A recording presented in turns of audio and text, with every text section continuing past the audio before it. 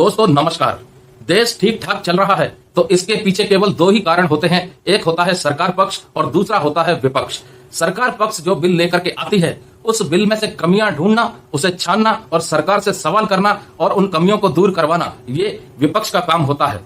तो आज के दौर में जितने भी ये बिल आए हैं, अगर पिछले 5-7 सालों से इन बिलों को लो और देश के प्रति इनका समर्पण देखें तो आपको अनुमान लग जाएगा कि देश के विकास के लिए इन बिलों का कितना योगदान रहा है। उसी तरह से अगर कोई सामूहिक तौर पर किसी कर्मचारी के लिए, यानी कि किसी एक वर्ग के लिए या एक जन समाज के लिए या पूरे जन समाज के लिए एक प्रस्ताव लेके आया जाता है, उस प्रस्ताव को भी छानना, उस पर सवाल खड़े करना, उसकी कमियों को दूर करना, यह भी विपक्ष का काम होता है। तो अब सवाल यह खड़ा होता है कि न्यू पेंशन स्कीम को जब सरकार लेके आई थी तो विपक्ष ने उस स्कीम को चेक किया था, उसकी कमियों को ढूंढा था, उसको छाना था, क्या इसका विरोध किया था, ये आप तय करें। क्योंकि अगर ऐसा होता तो देश के तमाम कर्मचारी जो आज रोडों पर धरने प्रदर्शन दे रहे हैं, लगातार मांग कर रहे हैं कि ओल्ड पेंशन स्कीम को बहाल किया जाना चाहिए और न्यू पेंशन स्कीम को खत्म किया जाना चाहिए। तो दोस्तों ये कहां तक सही है कि देश का वो हिस्सा जो मांग कर रहा है उसे सरकार दे नहीं रही और जो मांग नहीं हो रही उसे सरकार जबरदस्ती थोप रही है।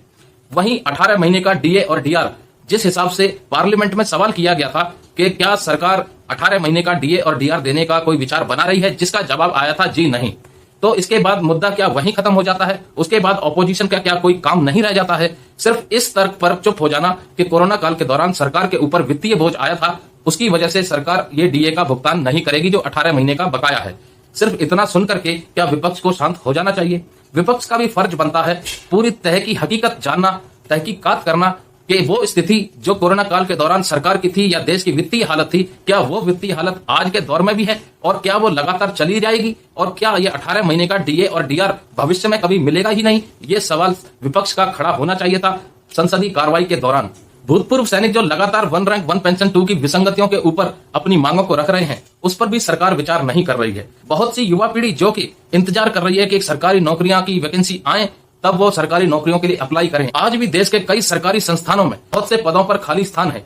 अगर हम रेलवे की बात करें तो रेलवे में आपने देखा होगा कि अभी हाल फिलहाल में बालासोर में जो एक्सीडेंट हुआ था, जिसमें टेक्निकल फॉल्ट बताया गया था, वो दरअसल एक तरह से कहीं ना कहीं वर्कलोड की वजह से भी हो सकता है। क्योंकि एक व्यक्ति के पास अतिरिक्त वर्कलोड आ जाता है तो उसकी कार्य करने की क्षमता में कहीं ना कहीं कमी आ जाती है।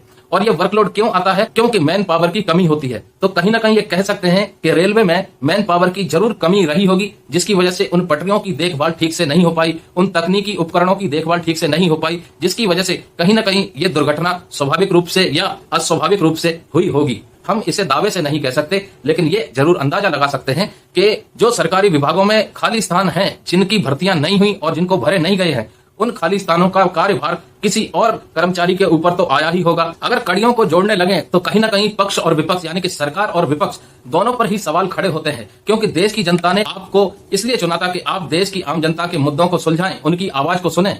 लेकिन ऐसा शायद नहीं हो रहा। अगर हो रहा होता तो देश के कोनों में अलग अलग जगह पर धरने प्रदर्शन नहीं हो रहे होते, रैलियां नहीं निकल रही होती, जिस प्रकार से आज के दौर में चल रहा है। और ठीक उसी प्रकार से विपक्ष का भी फर्ज बनता है कि वो जनता की आवाज को सुनते हुए सरकार से सवाल खड़े करे कि आखिर ऐसा क्यों हो रहा है और क्यों इतने दिन हो गए अभी तक धरने प्रदर्शन बंद नहीं हुए। सरकार आखिर इन जनता की मांग क्यों नहीं सुन रही? क्या कारण आ रहे हैं? क्या मजबूरियां आ रही हैं? तो पक्ष और विपक्ष दोनों की एक समान जिम्मेदारी है देश की जनता के मुद्दों को सुनना और उन मुद्दों का कोई ना कोई रेजोल्यूशन या सोल्यूशन निकालना। तो दोस्तों आप अपनी नजरों में देखिए कि आपके हालात कैसे हैं, आपके आसपास के हालात कैसे हैं और कमेंट करके जरूर बताइए क्या इन हालातों की वजह से सरकार जिम्मेदार है या विपक्ष जिम्मेदार है। जय हिंद, जय भारत दोस्तों।